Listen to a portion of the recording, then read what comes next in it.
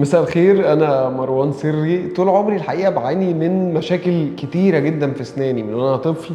عندي دايما دروس فيها مشاكل في العصب، عندي دايما سناني الكالسيوم فيها قليل فبتتكسر، لحد ما قررت ان انا لا عايز انهي كل ده، وفي الاخر كمان يبقى عندي شكل لطيف جدا اقدر اشتغل بيه، ويبقى شكلهم يعني زي ما بيقولوا كده الهوليوود سمايل. فبالصدفه لقيت حد صديقي يعني كان لسه عامل سنانه وكان شكلها بصراحه حلو جدا وملفت، فسالته فين اللي انت عملت عنده سنانك ده؟ قال لي دكتور احمد القفاص، عياده كابيتال. كلمتهم على طول، والحقيقه عجبني جدا ان هنا كل واحد بالتخصص بتاعه. يعني اول ما ابتديت مع دكتور عمرو اللي كان مسؤول عن علاج العصب عندي، ثم كده دخلنا على دكتور ياسمين والفريق اللي معاها، طبعا دخلنا بقى اشتغلنا في الحشو والاسنان، وازاي كان كل واحد مسؤول لحاجه. اللي بيخدر مسؤول، ده مسؤول عن التخدير بس. اللي بيشتغل في العصب بتاع العصب، اللي بيشتغل في التجميل بتاع تجميل. فحسيت ان لا، كل واحد هنا بيقوم بشغله. حتى الاستوديو اللي احنا بنصور فيه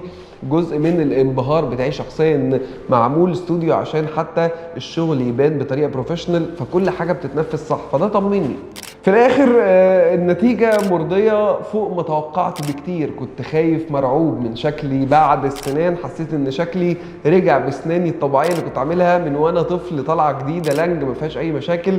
فالحقيقة انا مبسوط. المهم ان الناس تبقى مبسوطة، ده اللي هعرفه بقى في الحلقات اللي جاية. الناس ابتدت تاخد بالها دلوقتي، وابتدت تقول لي شكل اسنانك احلى بكتير، فشيء بصراحة راضيني جدا.